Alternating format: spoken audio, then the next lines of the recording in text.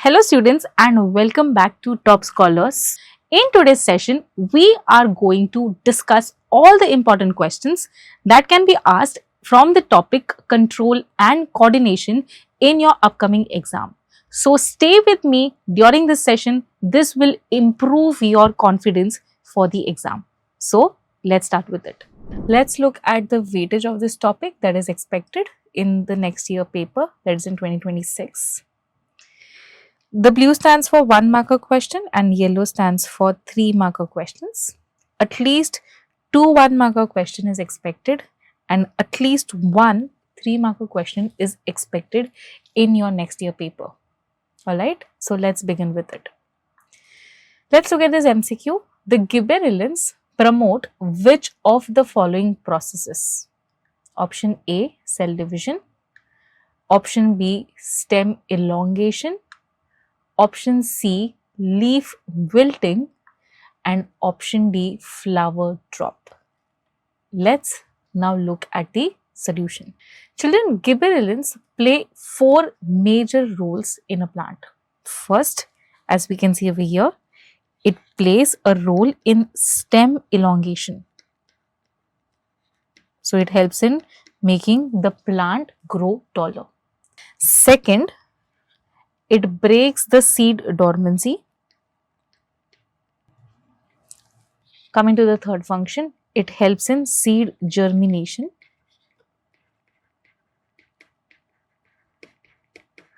And fourth, it helps in triggering flowering. That is to trigger the flower formation or development.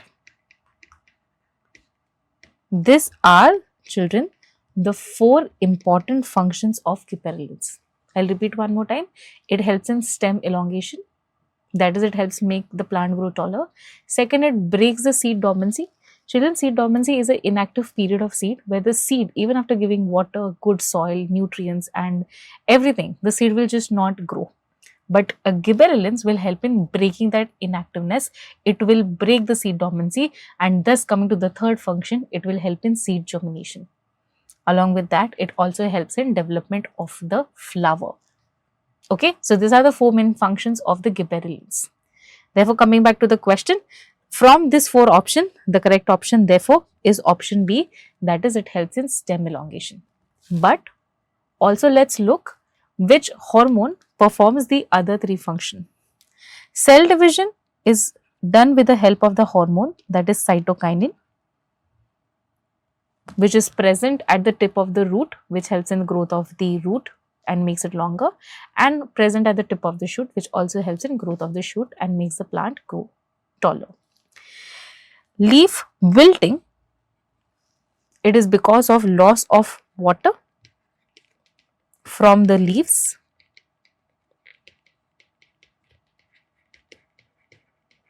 Alright, and flower drop is because of ethylene. So these are the other reasons why the following changes are seen in a plant.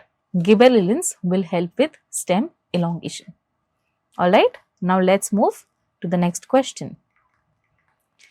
Which plant hormone inhibits the growth and causes the leaf to fall? Please pay attention. We are talking about a growth inhibiting hormone over here. Option A, gibberellin. Option B, auxin. Option C, abscisic acid, and option D, cytokinin. Children, in plants, the hormones are classified into 2 major categories. That is the growth promoting hormones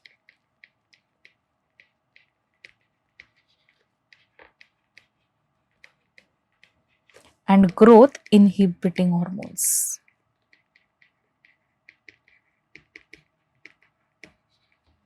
Growth promoting hormones, they are those hormones that help the plant grow, that is to develop fruits, to develop leaves, flowers, etc. So these are the growth promoting hormones.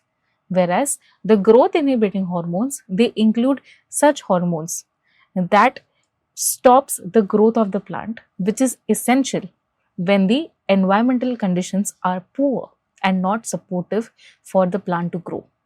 Okay. Growth promoting hormones, children, it includes auxins, gibberellins, as well as cytokinins. Auxin also help in stem elongation, especially on the shaded part of the plant, right? So, whenever there is a sunlight falling on a plant, let me draw a quick picture of a plant. Alright, this is a plant, here is a sunlight. So, the sunlight is falling on this side of the plant, therefore, this side becomes the shaded side. So, the auxins will move to the shaded side and it will elongate the cells which are present at the shaded side. So, when it elongates the cell of the shaded side, this shaded cells will elongate and the plant will droop or it will bend towards the sunlight. Okay. Gibberellins, as we talked in the last slide, it helps with stem elongation, it helps with seed germination and flowering. Okay. So, it also helps with stem elongation, germination and flowering. And cytokinins, children, they help with cell division, thus helping elongation of the stem and root. Alright, so they help in cell division present in the tip of stem and root. The growth inhibiting hormones, children, it consists of the abscisic acid. Children, abscisic acid, it helps for the plant in a different way. That is, it helps prevents the plant to grow, it closes the stomata of the plant and it helps the plant survive in unfavorable condition and prevents it death. Okay, so the abscisic acid is thus the correct answer. Okay, children, so we can see over here the other functions of abscisic acid. As we can see over here that it closes the stomata to reduce the water loss. Along with that, it also causes the bud dormancy and the seed dormancy. This is also important if the conditions are unfavorable. Children, this development of the bud and development of the seed, it requires a lot of ATP. But when the conditions are unfavorable, the plant cannot spend so much ATP in these processes. Okay, so it helps in dormancy of this buds and seeds. Along with that, it slows down the overall growth of the plant. Hence, we say that it is a growth inhibiting hormone. Alright, I hope the answer is clear. Now, let's move on to the next question. Which hormone regulates carbohydrates, proteins and fat metabolism? Option A, growth hormone. Option B, thyroxine. Option C, insulin. And option D, adrenaline. Children, the correct answer is thyroxine, which is also known as the thyroid hormone.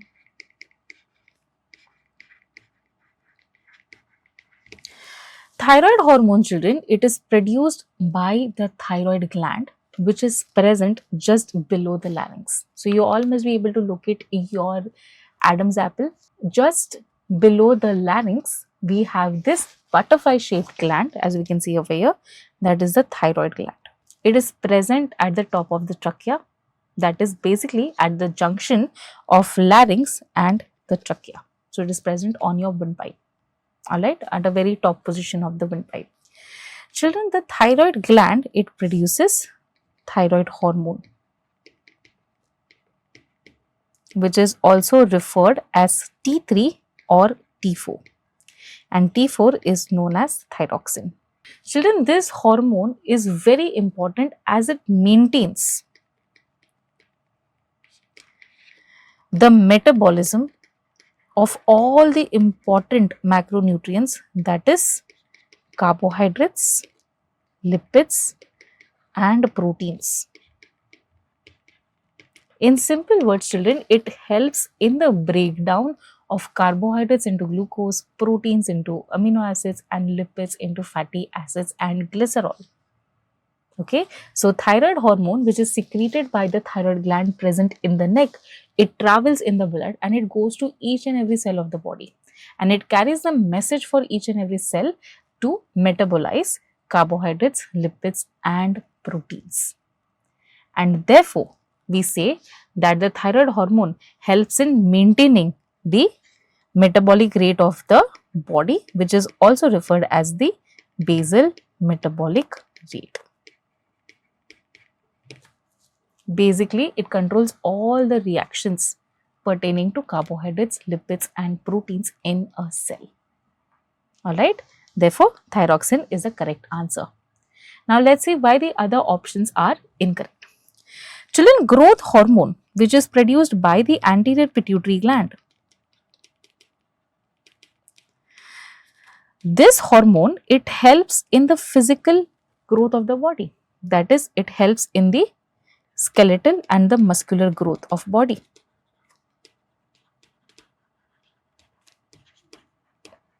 That helps make a children tall, as we see in the adulthood. Okay, so it helps us make taller. It also helps in growth of all the body organs. Children, if you look at infants who are just recently born, alright, or if you look at your own childhood photo, you were so little physically, even your body organs were so small. But now that you are 15 years old now, you've seen that you have grown in height, you have also grown in girth, your muscles have grown, your bones have grown, all the internal organs of your body have grown, and that is because of the growth hormone. Okay, therefore growth hormone over here is the incorrect answer for our question. Children, insulin is a hormone that reduces the blood sugar levels or the blood glucose levels. So, this also have nothing to do with the carbohydrate, protein and fat metabolism. Similarly, adrenaline is an emergency hormone. It is a hormone which is released when the body is in the 3F mode, that is when the body is in the fight, flight and the fright mode. It is only and only released during this mode, or it can be released during excitement or anger, or there is emotional outburst.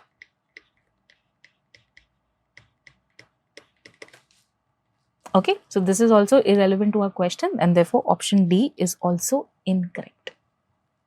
Alright, now let's move to the next question.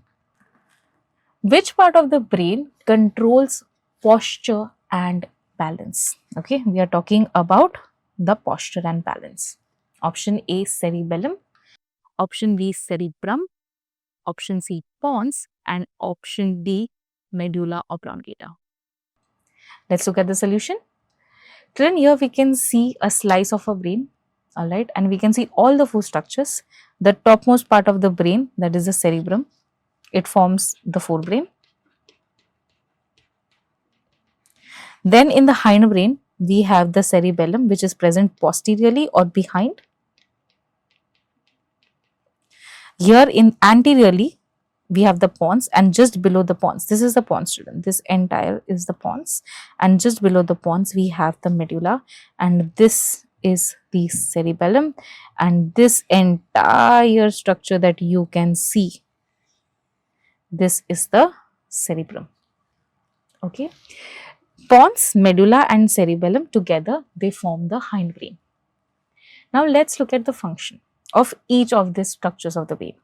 Children, cerebrum, they do a variety of functions. First, they are involved in receiving and identifying different sensations that comes from the body, which includes touch, temperature, pain, pressure, vibration, joint position. These are the sensations that comes from the skin and the joint. It also receives and identifies sensations such as taste, smell, visual and auditory. Now what does this mean? Children, we all have sense organs, right? We have eyes, we have nose, we have tongue, we have ears and skin. These sense organs, they capture the sensation. That is, if somebody is touching me, my skin will capture that touch. But my skin does not know that it is a touch.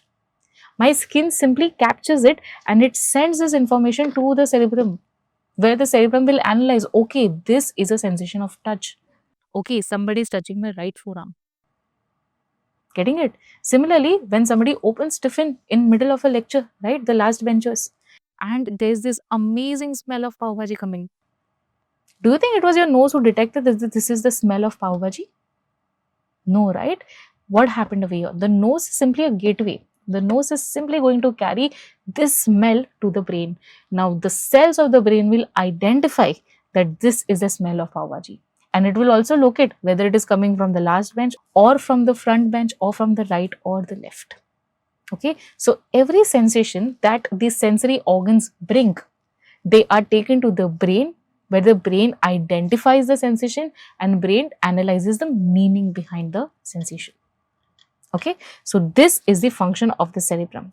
Along with that, children, that is, it helps in motor movements. In simple words, it helps in overall movement of our body. We are able to walk, we are able to ride, we are able to speak, we are able to move from here to there. We are able to do all this voluntary movements. We are able to perform all these voluntary movements because of the cerebrum. So it is not just involved in understanding sensation, it is also involved in producing movements of the body. Third and very important, children, cerebrum is also involved in decision making. It is also involved in judgment. It is also involved in motivation, analyzing, understanding, mathematics, that is calculation, developing your personality, your willpower. So cerebrum also plays a role over there. Okay. Now coming to pons. Children, pons have our respiratory centers. Okay, they have higher respiratory centers and it therefore helps with breathing. Now coming to medulla. Children, medulla has important centers for body activities. That is, it has respiratory centers, cardiac centers, blood pressure centers, vomiting center, coughing center, sneezing center, hiccup center, etc. Okay, and now coming to the hero of our brain, that is the cerebellum. Children's cerebellum plays a very important role in keeping us erect. That is, it helps us maintain our posture. It also helps us maintain our balance when we stand, when we sit, when we walk. See, we are able to stand erect, right? We are not falling down like this because of gravity, because gravity is constantly acting on us, and yet we are not falling down, or we are not falling back or on the side. Similarly, when we are sitting, we are able to maintain a posture. Yes or no? While we are walking, we are able to maintain a posture. We do not fall right or left, right? So it helps in maintaining a posture, a balance, and the body equilibrium. Along with that, children, it also helps in learning activities that involve repeated movements, that is walking. See, when we are walking, we are moving our hand and legs in coordination. When we are swimming, we are also moving our hand and legs in coordination. When we are cycling, we are also moving our hands and legs in coordination, right? So such activities that requires coordination of our hand and legs, these activities are also learned because of the cerebellum. That is why, children, when somebody drinks too much alcohol, what do we see in them? They are not able to stand erect, right? They are always falling on somebody. They are not able to walk in a straight line. They are not able to maintain their balance or equilibrium, right? Because alcohol, it suppresses, it makes the neuron of the cerebellum inactive. So I hope, children, now you are able to answer the question correctly, that the part of the brain which controls the posture and the balance is the cerebellum. And you are also able to understand why the other options are incorrect and what are their real functions. Okay, now let's move on to the next question. Reflex actions are controlled by option A, brain, option B, spinal cord, option C, cerebrum, and option D, medulla. The correct answer, children, is your spinal cord. So let's understand. Children, whenever we think of action, it means movement. And we just said that cerebrum helps in movement. Yes. But remember the prefix that I had used before movement. That is, the cerebrum helps in voluntary movement of the body. Like for example, if I decide to keep this man down, I am voluntarily keeping it down. If I decide to keep this remote down, I am voluntarily keeping it down. I want to pick it up, I am voluntarily picking it up as well. These are voluntary movements which are formed in the cerebrum. But we just don't make voluntary movements, we also generate involuntary movements. That is, the movements that we are performing, but we didn't think about performing it. We did not want to perform it. We did not want to perform it, but somehow it still happened. These movements are involuntary movements. These are not purposeful movements. These are not thought movements. These are movements that happen somehow in the body. And these movements are involuntary movements, which is a part of a reflex action. So let's understand. So let me give you a typical example. You were in your kitchen looking for food and you happen to touch the kadai. You didn't know it was hot, but as you touch it, even before you feel the burning sensation, you withdrew your hand. You just withdrew your hand. You didn't think about moving your hand. You didn't even feel how hot the tawa was, but somehow you just quickly withdrew your hand. This was unthoughtful movement. This was not a planned movement. It was an involuntary, quick withdrawal movement. That is your reflex action. Children, whenever we come in contact with certain things that can harm us, we make such involuntary movements. We make such unthoughtful movements to protect ourselves from severe injury. And that can only be done if we save time by not sending that information to the brain. See children, generally what happens? Whenever we get any sensation, the sensation first travels to spinal cord.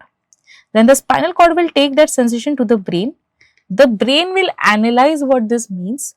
The brain will generate a motor activity or a motor plan or movement plan, and it will send it back to spinal cord. And then from the spinal cord, the motor plan will move to the muscle. The muscle will contract and a purposeful, thoughtful action will take place. So if you look at it, there's a lot of time being wasted away here. And in that case, we could harm our body, right? So what did nature do? That in cases where the sensation that we have received is very harmful, so rather than sending that information to the brain, the spinal cord will take the command, it will take the authority, it will be in charge. So let's understand how. Let's say there was this hot sensation you received on your finger.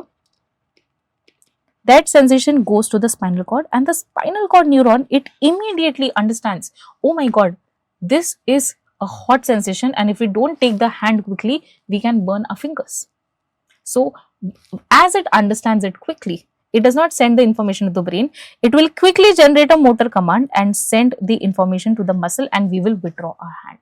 And that is your reflex action. Okay, so let's see over here in this diagram. You can see over here the finger came in contact with a hot body, right? A flame over here in this case. This information is carried by the sensory neurons from the finger all the way. You can see it has entered into the spinal cord. Here the neuron ends. This neuron is my sensory neuron. Now a neuron of the spinal cord, which is known as the interneuron, will analyze this sensation, and it understands that okay, we need to quickly take our finger from the flame, otherwise we'll burn our finger, right? So it quickly produces this motor command after analyzing it, and it is sent to the muscles of the arm with the help of a motor neuron. So motor neuron will start from the spinal cord, it will carry this movement plan, and it will come into the muscle of the arm. And as the muscle of my arm receives the information to contract, it will it will quickly contract and pull the finger from that flame and thus protect our finger from burning. Therefore, the correct answer over here will be the spinal cord, that is the option number B. Okay, please remember, brain are involved in movement and action, but these are planned, thoughtful, voluntary movements.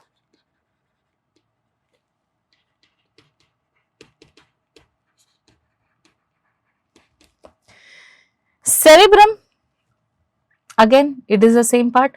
The cerebrum is a part of the brain who is involved in planned and thoughtful voluntary movements.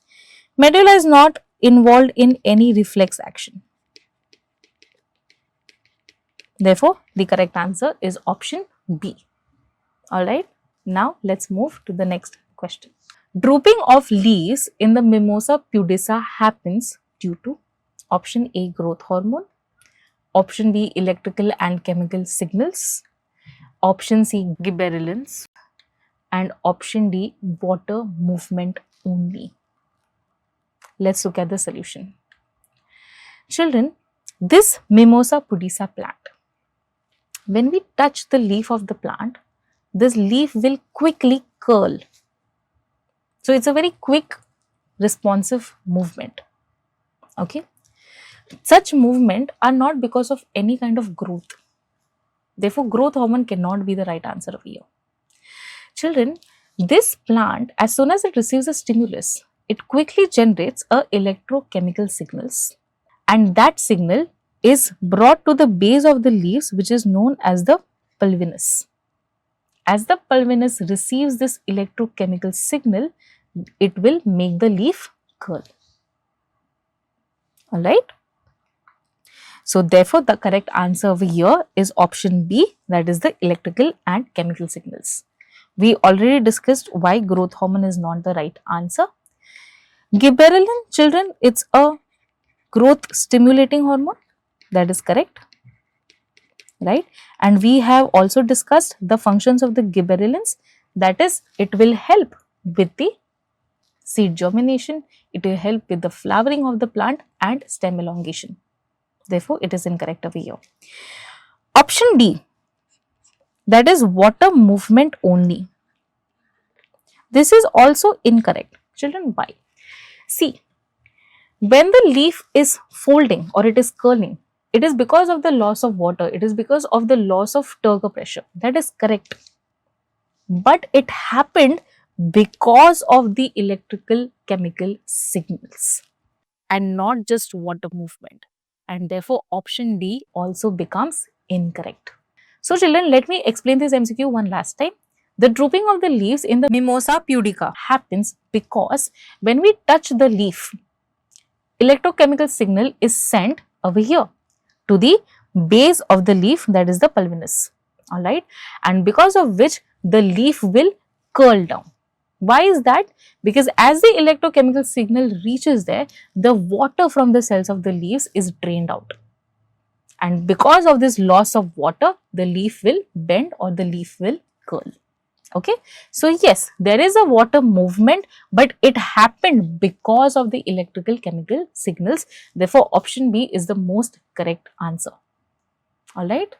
Now, let's move on to the next question.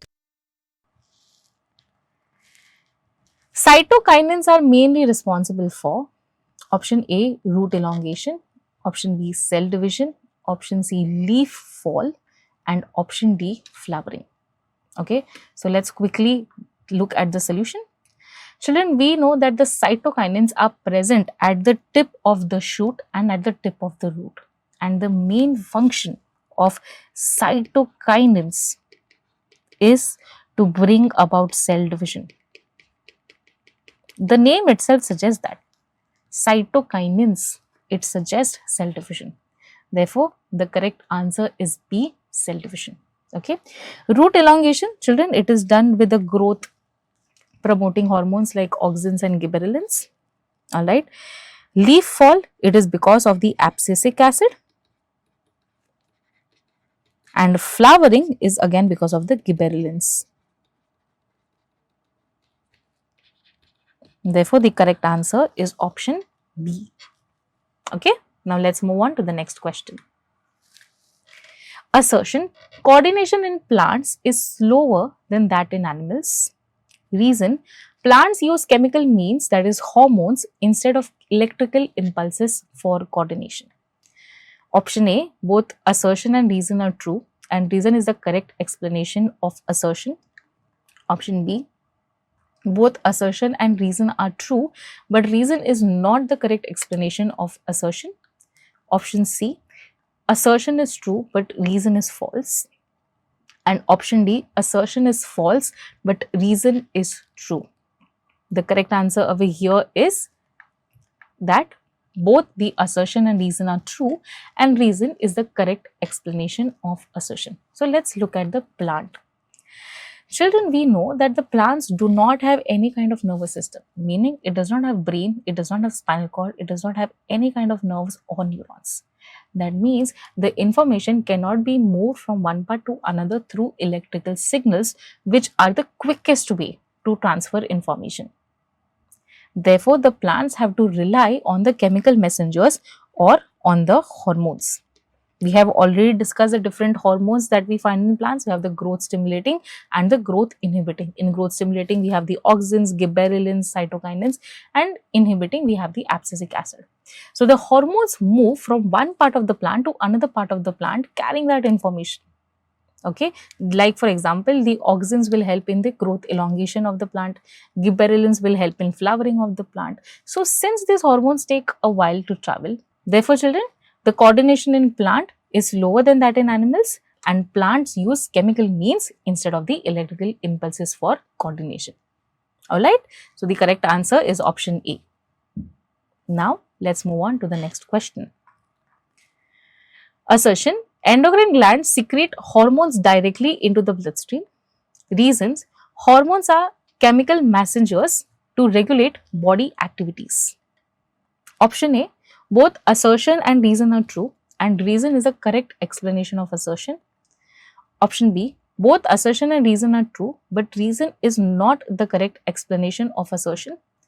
Option C, assertion is true but reason is false. And option D, assertion is false and reason is true. So let's look into the solution. Children, we have a well-developed endocrine system in our body, which consists of multiple glands. Let's look at the names. The three glands which are found in the brain itself are the hypothalamus, pineal and pituitary. Alright. Then in the neck we have the thyroid and the parathyroid gland. Then near the heart we have the thymus gland. In the digestive system we have the pancreas, in the excretory system we have the adrenal glands, and in the reproductive system we have the ovaries in female and testes in male. So total how many endocrine gland do we have, children? We have 3, 4, 5, 6, 7, 8, 9, 10 and 11. So total we have 11 endocrine glands in our body. Children, endocrine glands are referred as the ductless glands, meaning whatever hormone they produce, it will be simply diffused or absorbed in the blood vessel. If we compare it with a exocrine gland, usually the exocrine gland, children, they have a duct. So let's say this is a sweat gland, this is a sweat which is produced. The sweat is carried by the duct to the surface of the skin and distributed on the surface of the skin. Got it? So the endocrine glands are ductless glands. They simply release their hormone or diffuse it directly into the blood. Now, in the blood, children, they will travel and they are carrying a very important message for different target cells of the body. Now, this message could be with respect to digestion, this message could be with respect to reproduction, or this respect could be simply with respect to some metabolic changes or metabolic activities or other kinds of growth. Right? So they are carrying some message which would help in any of the above functions. As this message is carried and it reaches its target cell, the hormones will give this message to the target cell and the target cell will perform that particular function. I hope the mechanism is clear. So let's look at the question one more time. Question is, assertion: endocrine glands secrete hormones directly into bloodstream. This is clear, like we told, these are ductless glands. They do not have duct. It simply diffuses from the gland into the blood. That is how the hormone works. Second, this hormone acts as chemical messengers which helps in regulating the body activities. So, it helps in performing several body activities as per the message it carries. And therefore, the correct answer will be option A, that is both assertion and reason are true and reason is a correct explanation of the assertion. I hope this is clear. Yes? Alright, let's move ahead. Now we will be dealing with very short answer category questions which could be asked for 2 marks. What is the function of the cerebellum? Let's look at the solution. Children, like we told you, the cerebellum is the part of the hindbrain which is present posteriorly. So, like I told you children, cerebellum, it helps in maintaining our posture against gravity. It keeps us erect while we are sitting, while we are standing, while we are walking. It also helps in maintaining our balance. We are able to walk in a straight line without any disturbances, right? It also helps in maintaining the equilibrium of the body. It is able to do all these 3 functions because it is constantly receiving impulses from the muscles, ears and eyes. The second very important function that the cerebellum plays is that it helps in learning activities that involve repeated movements.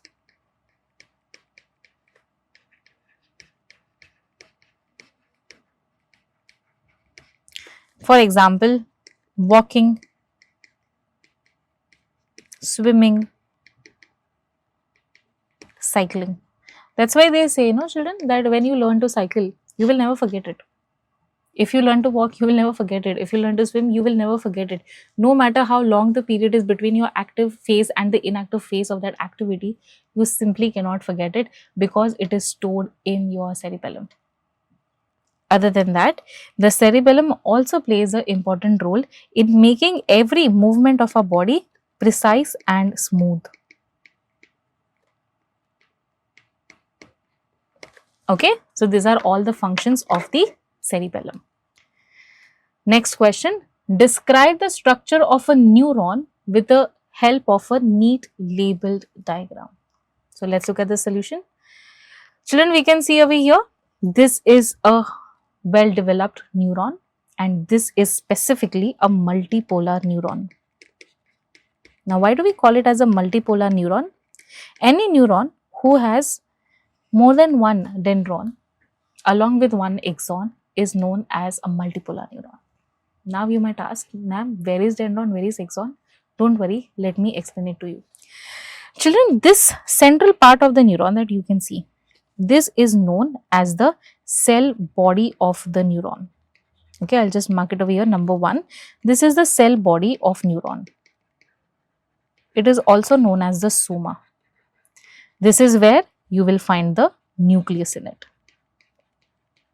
Coming from the cell body, you can see these thin branches which are coming out. These branches, they are known as the dendrons, or its plural, that is the dendrites, which are relatively shorter in length. Alright, and as it goes up, it further rebranches into even smaller structures. Along with that, from this soma, children, you can see there comes a very long process which is passing downwards. This process is known as the axon. Okay. Now, as we can see, this axon also branches further ahead and these branches are known as the axonal branches or telodendrons. Alright, and from this telodendrons, children, we are getting this knob like structures which is known as the axonal knob or synaptic knobs.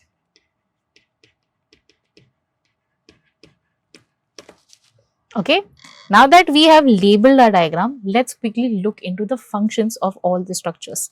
Starting with the cell body, children's cell body is the main part of the neuron where all the cell organelles are present. We have the nucleus, we have the ribosomes, endoplasmic reticulum, mitochondria, and etc. From this cell body, we have this short branches which comes out, which are the dendrites. Please remember children, dendrites are short branches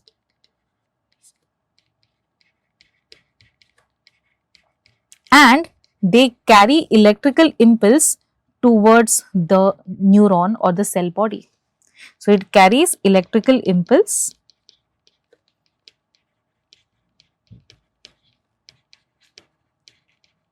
towards cell body. So, let me show it to you in diagram. They will carry the electrical impulse towards the cell body. Alright.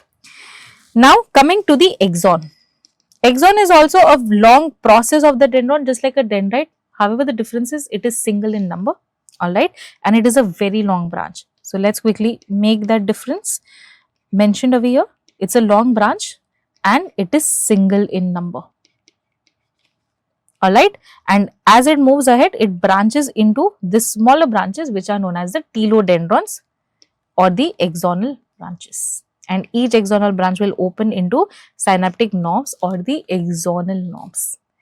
Axons will carry the electrical impulse away from the cell body. So, please mention that it carries the electrical impulse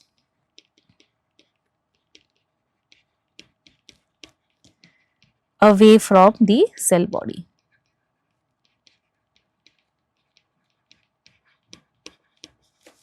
Alright. Now children, in this synaptic knob, I will show you a slightly bigger diagram of synaptic knob. It looks something like this. And in the synaptic knobs, we have certain vesicles or sacs which are filled with a chemical. This vesicle is known as the synaptic vesicle,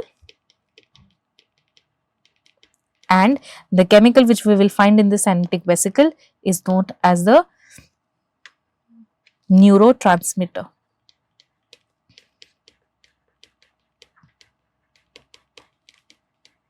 Alright. Now, you all might be wondering that ma'am, what are these yellow color button like structures? Yes or no? Children, these are the Schwann cells which are forming the myelin sheath over this neuron. Alright. So, these yellow color structures are the Schwann cell forming the myelin sheath over the neuron or specifically on the axon, and therefore, this neuron is also referred as myelinated multipolar neuron. Clear? Alright. Now, let us move on to the next question. Now, let us look at the next question. Explain the term phototropism and gravitropism with one example each. The solution, let us look at it. Children, phototropism is basically movement of the plant towards the sunlight.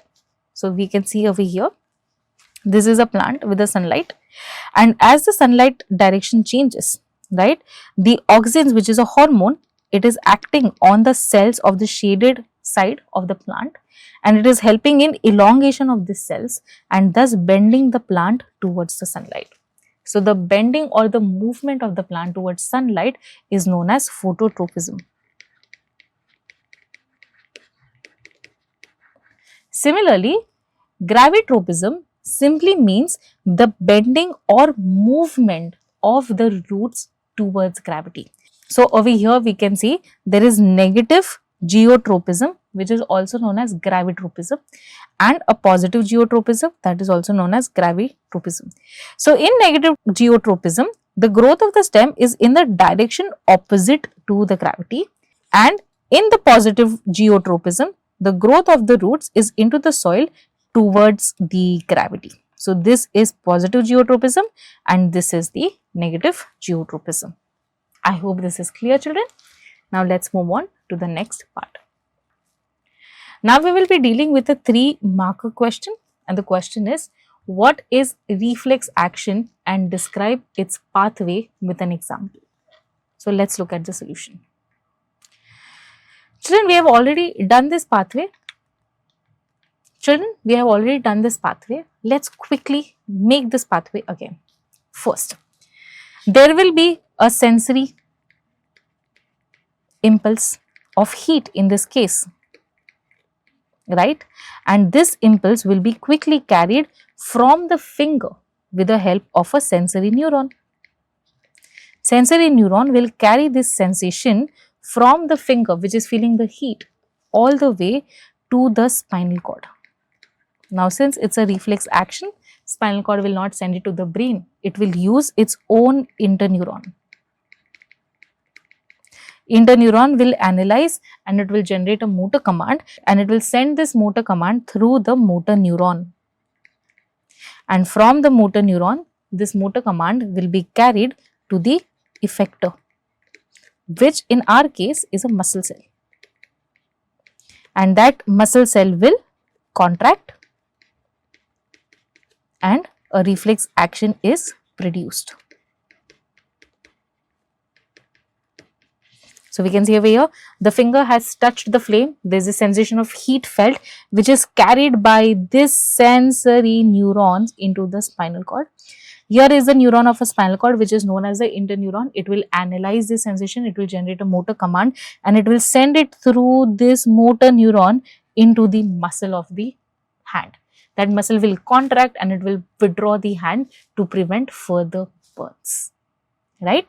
Okay, children, we are clear with the reflex pathway. I'll quickly repeat what is reflex action. Reflex action is a quick involuntary movement to a stimulus without thinking about making that movement.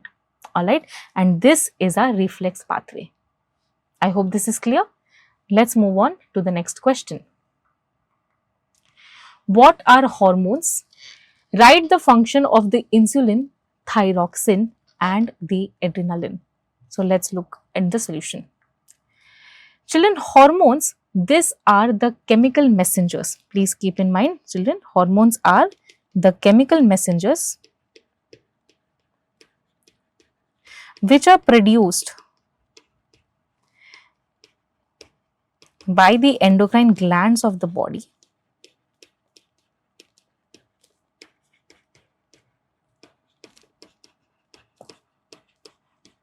Next, they are produced in trace amount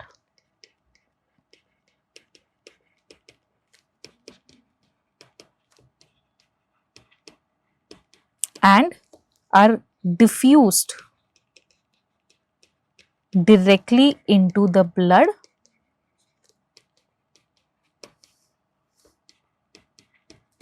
that is, endocrine gland do not have any ducts.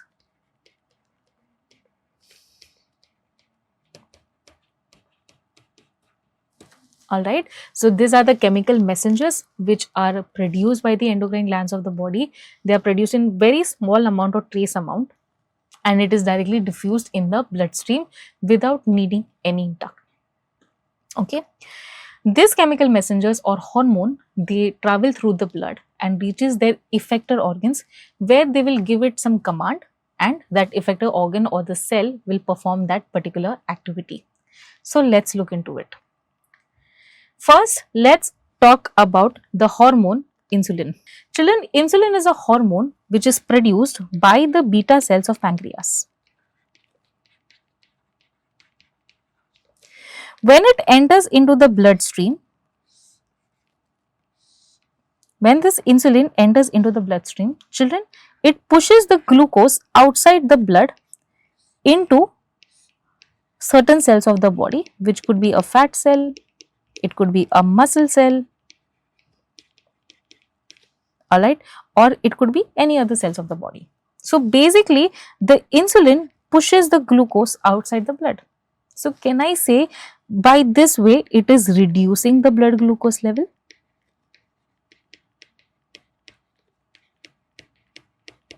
Right? Right? Yes. So, the function of the insulin is to reduce the blood glucose level by pushing it outside the blood vessel into the cells. Okay. Now, let's look at the next hormone. That is our thyroxine, which is produced by the thyroid gland. So the thyroid gland produces a hormone which is known as the thyroxine or the thyroid hormone. Thyroid hormone, it helps in metabolism of carbohydrates, proteins and fats. Thus it helps in maintaining the basal metabolic rate of the body. So its function is to maintain basal metabolic rate.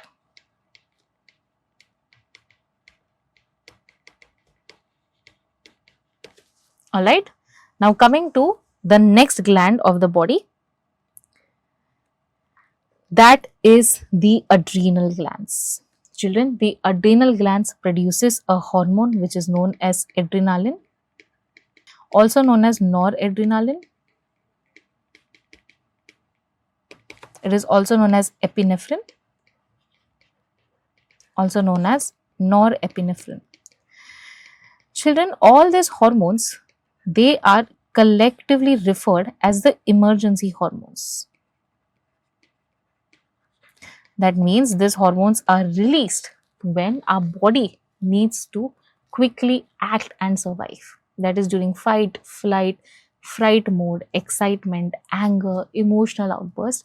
There is a huge release of adrenaline hormones and the other types from the adrenal glands. Children, these hormones, they play a very important role by increasing your heart rate, increasing your blood pressure, your breathing or the respiratory rate. There is excessive breakdown of glycogen into glucose to make glucose more available for the cells so that we can keep on running to save ourselves when we are scared, when we are running, when we are fighting. Alright. Along with that, it also leads to pupil dilation, which makes the far vision better. Imagine you are running for your life. You want a far vision better, right? So that you can plan where you can exit and protect yourself. So it also leads to pupil dilation. Along with that, it reduces your urine production, because obviously if you want to save your life, you don't want to take a pee break, right? So it reduces your urine production and it also reduces the digestion in the body. So these are the functions of the adrenaline. Okay, quickly revising, the function of the insulin is to reduce the blood glucose level. The function of the thyroid hormone, it is to maintain basal metabolic rate.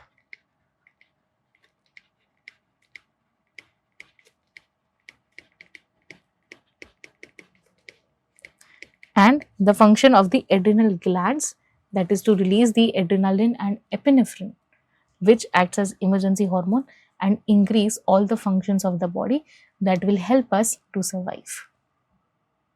Alright? Okay? Chalo, let's move to the next question. While walking barefoot in garden, Reema suddenly stepped on a small thorn. She immediately lifted her foot from the ground even before she completely felt the pain. Answer the following questions. What type of action is this? Which part of the nervous system controls this action? Explain why this action occurs quickly. If it has not got to you yet, I hope children you are able to identify this question. We have already discussed this kind of question twice. We are talking about reflex action. Yes. Let's look at the solution. So children, here the Reema was walking in a garden and she came in contact with the thorn, right? And she immediately lifted her foot even without thinking about it. And that is because of the reflex action of the leg. So how did it happen? Let's say this toe came in contact with the thorn and a sensory neuron from this leg, it went all the way into the spinal cord. Over there, it gave this information to the interneuron, which is also known as the relay neuron. That is the neuron of the spinal cord. This neuron, on analyzing this information, it understands the importance of quickly moving the leg, because of which, if we don't move, we might injure ourselves and bleed heavily. And therefore, spinal cord understands that, okay, we don't need to send this information to the brain. I have understood the level of importance. I have understood the emergency of taking an action on this particular situation, and therefore it itself generates a motor command, and it sends this motor command using the motor neuron to the muscles. and because of which the muscle will contract and you will quickly lift up the leg and protect yourself from bleeding. It is a reflex action of the leg. Alright. Now children, the next question was, which part of the nervous system controls this action? As we can see, it is the mighty spinal cord who is responsible to take this quick judgment and produce a quick movement to protect our body from bleeding in this case. The last question was, explain why this action occurs quickly. Children, so again it's the same theory that I've already explained you. This action takes place quickly because the spinal cord is not sending this information to the brain and waiting for brain to receive, analyze, produce a motor command, bring it back to spinal cord and then going to the muscle of the leg. It is completely cutting off this pathway. So the information is going directly to spinal cord is analyzing it, it is producing a motor command and which is passing to the muscles of the leg and movement is quickly being produced. I hope this is clear, children. Yes. Now let's move to the next question. Now this is a long question of 5 marks. Beena, a 70-year-old woman, slipped in the bathroom and struck the back of her head against the floor. Post the injury, she remained conscious, this is a very important point, but was unable to maintain her posture and balance. She also found it very difficult to coordinate her movements while trying to stand up. Answer the following question. Which specific part of the Beena's brain is most likely affected due to this injury? Question B. Explain why injury to this part of the brain leads to difficulty in maintaining the posture and balance. And option C. If instead the front part of a brain had been injured, that is the front part, which major ability would have been affected? Explain briefly. So let's look at the solution. The first question was that which part of the brain is affected, because she fell behind and she struck the back of her head on the floor. The part which will be affected will be the posterior part of the hindbrain, that is the cerebellum, right? How did we also come to this conclusion? Because in the question they had mentioned that she was conscious, meaning the cerebrum, which is the conscious part of the brain, it is intact. But she was not able to maintain her balance and posture, which is exactly the function of cerebellum. So when she fell back on the head, she hit the cerebellum. As a result of which the cerebellum received some damage, it received some pressure, and as a result of which its function were lost. So the correct answer is over here, cerebellum. Question B is, explain why injury to this part of the brain leads to difficulty in maintaining posture and balance. So children, we know that cerebellum plays a very important role in keeping our body erect. It helps in maintaining our balance, it helps in maintaining our posture so that we can sit straight, we can walk straight, we can stand straight, right? But when the cerebellum is damaged, our ability to balance our body is highly affected and therefore we are not able to do so. Okay. One of the reasons how cerebellum is able to maintain the balance and posture is because it is constantly receiving the impulses from the muscles, from the joints, from the ears and even a little bit from the eyes, and as a result of which it is helping in maintaining the balance and posture. Okay. Now let's move to the next question. If instead the front part of a brain had been injured, which major ability would have been affected? Explain briefly. So we are talking about the front part, that is this front part of the brain, the forehead part. The front part of the brain, children, it is responsible for decision making. It is responsible for judgment. It is responsible for calculations. It is responsible for motivation. It is responsible for willpower.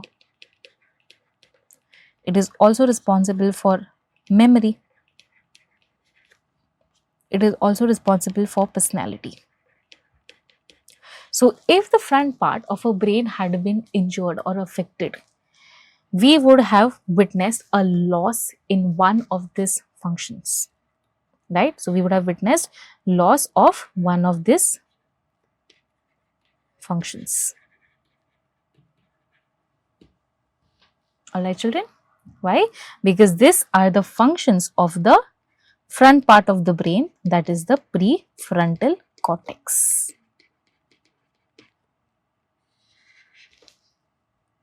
Are we clear? Okay. Now let's look at this image children. So here we can see that the cerebrum is divided into 4 main lobes. The frontal lobe is the front part, which is also behind the forehead. The superior lobe, that is this top part, that is the parietal lobe. The lobe just above the ears is the temporal lobe, here are the ears, and the lobe behind is the occipital lobe. So when a person is falling forward, he is going to affect the frontal lobe, and specifically the part of the frontal lobe which is present in the forehead, which will affect one of those many functions. Alright students, so I hope this session was abundantly helpful for you. It gave you a lot more new information and clarified the concepts that you were confused with. Okay, so I hope this improves your confidence, and I will see you soon. Till then, stay happy and be curious. Okay.